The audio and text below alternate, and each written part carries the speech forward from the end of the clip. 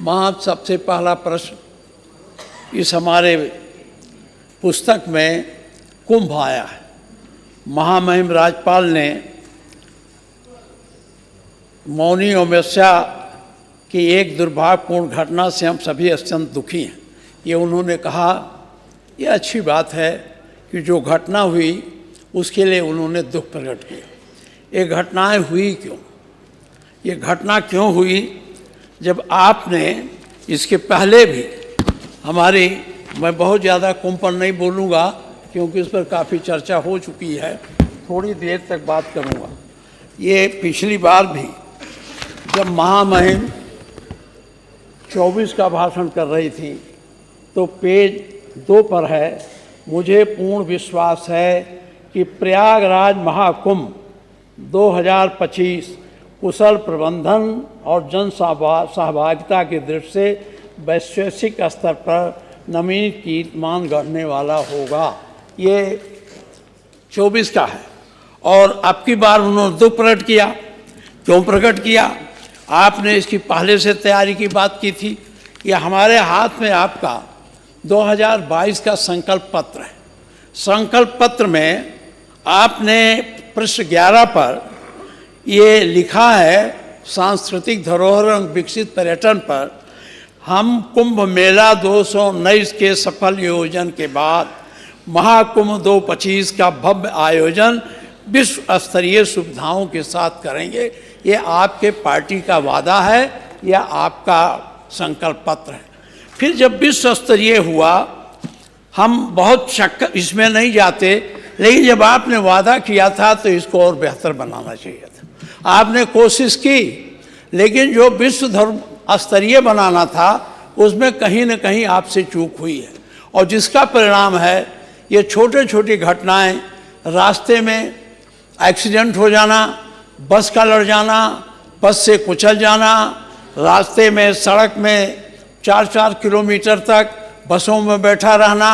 अगर ये विश्व स्तरीय योजना माननीय मुख्यमंत्री जी आपने अपने अधिकारियों से सबसे पूरा भ्रमण करके तैयार किया होता तो आज ये कुंभ मेला जैसा आपने सोचा था उसी अनुरूप होता।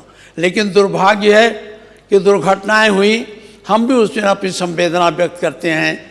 भारी भीड़ बड़े पैमाने पर हमारे यहाँ आई है, ये हम लोगों के लिए खुशी की बात है। मैं एक बात कहना चाहता हूँ कि ये जो कुंभ है ये अकेले किसी का नहीं है, ये हजारों वर्षों से चला आ रहा है। सम्राट हर्षवर्धन ने इसको बहुत महत्ता प्रदान की थी। तो ये कोई नया नहीं है कि आपकी सरकार ने कुंभ को संगठित किया, कुंभ को आगे बढ़ाने का काम किया। ये कुंभ स्वाभाविक एक प्रक्रिया थे जहाँ बिना किसी निमंत्रण के, बिना किसी सूचना के भी गांव वाले जान जाते थे। तो कोई बैलगाड़ी से, कोई ट्रैक्टर से, कोई पहले जब यह गाड़ियां नहीं थी तो दूर दूर से लोग बैलगाड़ियों पर बैठकर भी कुंभ नहाने आते थे। और इस तरह से, जिस तरह से इसको इवेंट बनाया गया ये बहुत अच्छा नहीं था। ये कुंभ धार्मिक संस्था है, इसमें हमारी सबकी आस्था है।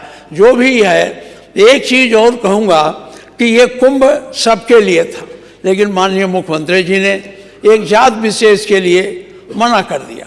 मैं कुंभ गया था और मैं अपने अध्यक्ष जी को धन्यवाद भी दूंगा कि मैं अरैल के तरफ से गया था और इन्होंने अच्छी व्यवस्था कर रखी थी। अरैल के तरफ से मैं जा रहा था, मेरे पार्टी का एक कार्यकर्ता था, वो मुझे पहुंचाने आया।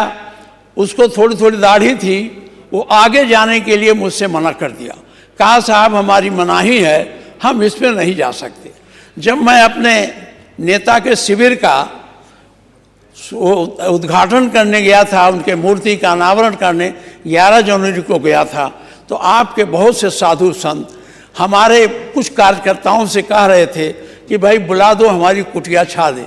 वो कहते थे ये मुस्लिम हैं, तो वो कहते रहे भाई कोई हो, हमें मजदूर चाहिए, चाहे मुस्लिम हो चाहे हिंदू हो। तो इस प्रकार की बात कुंभ के गौरव को बढ़ाता नहीं है, कुंभ के गौरव को बढ़ाने के लिए सबका सहयोग चाहिए। भारत सबकी भूमि है, गंगा सबकी भूमि है, गंगा सबकी नदी है, गंगा जमुना की जलधारा संगम सबका है, यह नहीं करना चाहिए था। मैं एक बात और आपसे कहना चाहूँगा, आपने पिछली बार तुलनात्मक अध्ययन किया था और हमारी सरकार में जो माननीय अखिलेश जी ने कुंभ कराया था उसके बारे में आपने ऑडिटर जनरल कंट्रोलर की रिपोर्ट पढ़ी थी। उसमें आपने बताया था कि ये जो हैं ये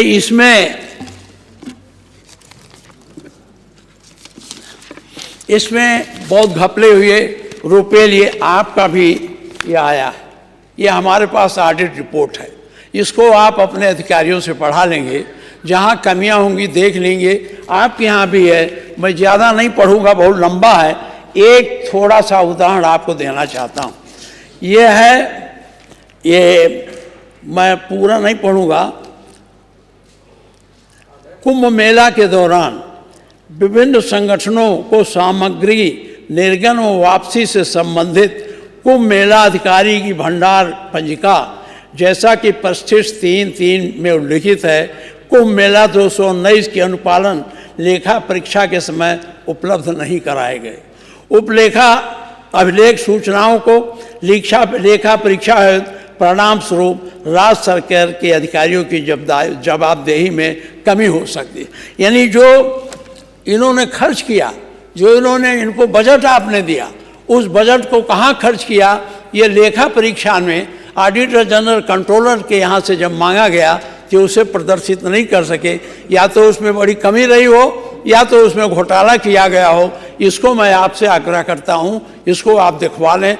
जो आपने हमारे अखिलेश सरकार के ऊपर आपने बड़ा आलोचना किया था, यहाँ रुपया खा गए, यहाँ रुपया खा गए, यह सड़क नहीं बनी, इसमें भरा पड़ा है। अगर पढ़ाएंगे तो बहुत समय लग जाएगा। एक मैंने इशारे में आपको बता दिया है कि यह कुंभ जो आपका 19 का था उसमें बड़े पैमाने पर गड़बड़ी हुई है। इस ऑडिट रिपोर्ट को हो सकता है मुख्यमंत्री जी को मौका ना मिले ऑडिट पढ़ने का, लेकिन आप पढ़वा लीजिएगा, ये मैं आपसे आग्रह करता हूँ। तीसरी बात मैं आपसे कहना चाहता हूँ, अब इस बात को बहुत बार दोहराना अच्छा नहीं है क्योंकि आप भी बोल चुके हैं, लेकिन किन परिस्थितियों में ये उच्च स्तरीय व्यवस्था नहीं हो सकी, इसको आप देखें और इसके मामले में आप विचार करें। क्योंकि आपने कहा था विश्व स्तरीय, आपने नहीं, आपकी पार्टी ने कहा।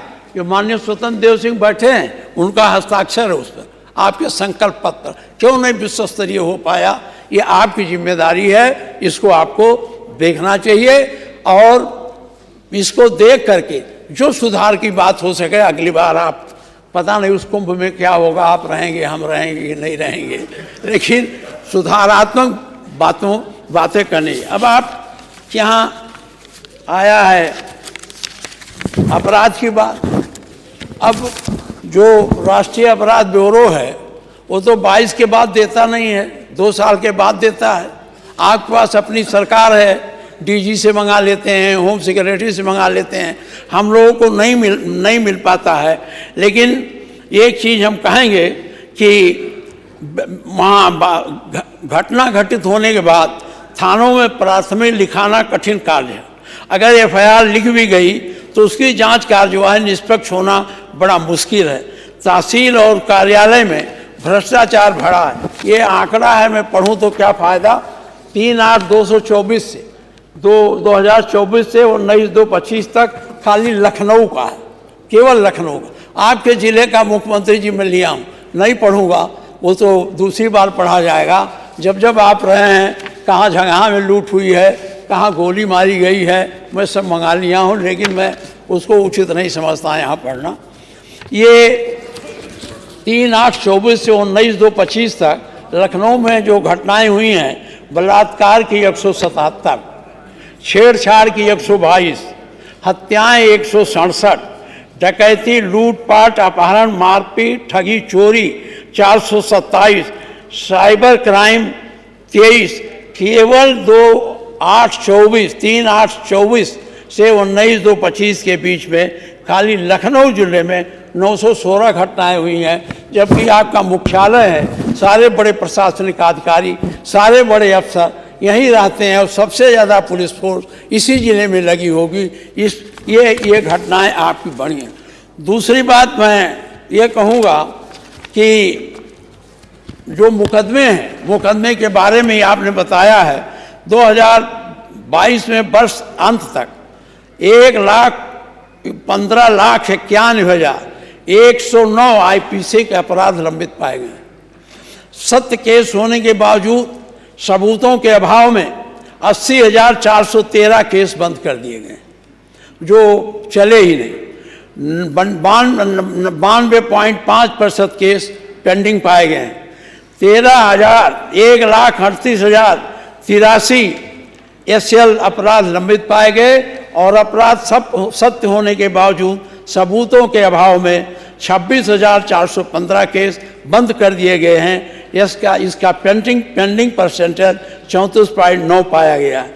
वर्ष 2022 में वर्ष के अंत तक न्यायालयों में 15,91,109 बाद आईपीसी के लंबित पाए गए हैं। इसका लंबित परसेंटेज 92.5% है और 16,07,000 अपराध SLL के लंबित पाए गए हैं। इसकी लंबित परसेंटेज इतना है। माननीय मुख्यमंत्री जी, आपने तमाम जिलों में, आपने तहसीलों में अपने तरफ से वकीलों की नियुक्ति की है और इसके लिए बड़े बड़े आपके थानों में भी अब विवेचना करने की कमी नहीं है। मैं जिस थाने आता हूँ, पहले एक दरोगा रहता था, एक दीवान रहता था, एक मुंशी और 13 सिपाही, और आज उस थाने में 14 सब इंस्पेक्टर हैं और सिपाही 70-80 हैं। जब इतनी संख्या इनकी बढ़ गई तो विवेचना में क्यों विवेचना क्यों नहीं हो पा रही, क्यों ये केसेस पेंडिंग हैं? ये आपको देखना चाहिए। और ये पेंडिंग केसेस से कितना नुकसान है लोगों का। जो मुलजिम हैं उनकी जमानत नहीं हो पा रही है, जेलों में पड़े हैं। जो नहीं मुलजिम हैं वो रोज़ इधर से उधर दौड़ते हैं, परेशान होते हैं। तो इन पेंडिंग केसेस के बारे में भी मैं बहुत सुझाव दे चुका। कितना मानेंगे कितना नहीं मानेंगे तो आप पर निर्भर है, लेकिन ये हमारे सरकार की कमी है और इस कमी को मैं आपके सामने रख रहा हूँ। दूसरी बात है, कानून व्यवस्था सुधारने के मामले में आपको मैं, पुलिस व्यवस्था मजबूत होनी चाहिए। जब पुलिस व्यवस्था ठीक होगी तभी कानून व्यवस्था ठीक होगी। अगर लचर पुलिस व्यवस्था होगी तो कानून व्यवस्था ठीक नहीं होगा। अब सुप्रीम कोर्ट ने आपको एक गाइडलाइन जारी किया था कि एक कमेटी बना करके आप डीजी की नियुक्ति के लिए 3 महत्वपूर्ण नाम लोक सेवा आयोग को भेजेंगे और वहाँ से वो चुन करके भेजेंगे। इसको आपने नहीं माना और आपने अलग एक कमेटी बना दी। वो कमेटी हुई, हाई कोर्ट के सेवानिवृत्त जज अध्यक्ष रहेंगे, मुख्य सचिव उत्तर प्रदेश शासन रहेंगे, संघ लोक सेवा आयोग का एक सदस्य रहेगा, उत्तर प्रदेश लोक सेवा आयोग के अध्यक्ष रहेंगे, अपर मुख्य सचिव गृह विभाग उत्तर प्रदेश शासन और सेवानिवृत्त डीजीपी रहेंगे। ये आपने कमेटी बना दी, लेकिन आज तक आपने नियुक्ति नहीं की। नियुक्ति ना करने का क्या कारण है? अगर ये नियुक्ति हो जाएगी तो सही है, उसमें जो प्रोविजन है, जो तरीका है कि जब ये नियुक्त हो जाएंगे तो 2 साल आप उनको हटा नहीं सकते। जब 2 साल आप हटा नहीं सकते तो आपका दबाव उन पर नहीं रहेगा। और जब डीजीपी निष्पक्ष रहेगा, 2 साल के लिए निश्चिंत रहेगा, तो पूरे प्रशासन को सही ढंग से चलाएगा। आज ये जो अधिनायकवादी तरीका है कि अपने अधिकारियों को डांट कर जो चाहिए करा लीजिए, ये अपने आप बंद हो जाएगा। इसको आप क्यों नहीं कर रहे हैं? ये करना चाहिए। और इसका आप जब अपना उत्तर दें तो अगर बनाए हो तो बता दीजिए किसको बनाया है, नहीं बनाए तो ये कब तक आप ये ऐसे अस्थायी तौर पर, मुझे डर है कहीं इसको भी आप संविदा पर न कर लें। आजकल बहुत चल रहा है, तो कहीं संविदा पर भी न डीजीपी कर लें। ये बात अच्छी नहीं है, इसको आप देखें और इसमें जो है आपको देखना चाहिए। तीसरी बात जो मैं आपसे कहना चाहता हूँ कि ये तो कमेटी हो गई। मैं बिजली पर आता हूँ।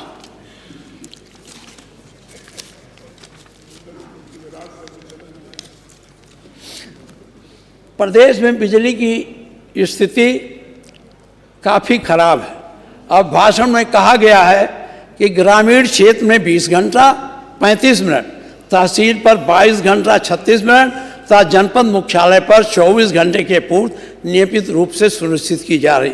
वास्तव में ग्रामीण क्षेत्र में यह है, कहीं कहीं तो है जहां आपका 132 kVA है वहां तो है, लेकिन जहां केवल 32 kVA है वहां आपकी सप्लाई बराबर नहीं है, क्योंकि 132 kVA में आपकी सप्लाई डायरेक्ट दूर आती है पावर स्टेशन से, तो वहाँ तो पहुँच जाता है, लेकिन जहाँ 132 kVA स्टेशन नहीं पहुँचा पाता है बिजली, वहाँ ये नहीं है। वहाँ केवल 10 से 12 घंटे चलते हैं और उसमें वोल्टेज भी कम हो जाता।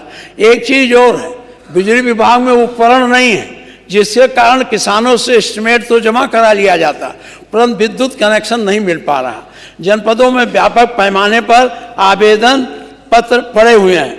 मान्यवर, हम लोग खुद अपने विधायक निधि से गांव में जब आते हैं ट्रांसफार्मर खरीदने के लिए, अब जब आते हैं कि हमारे गांव का विद्युतीकरण करा दो खंभे, हम लोग बिजली विभाग से एस्टिमेट बनवाते हैं।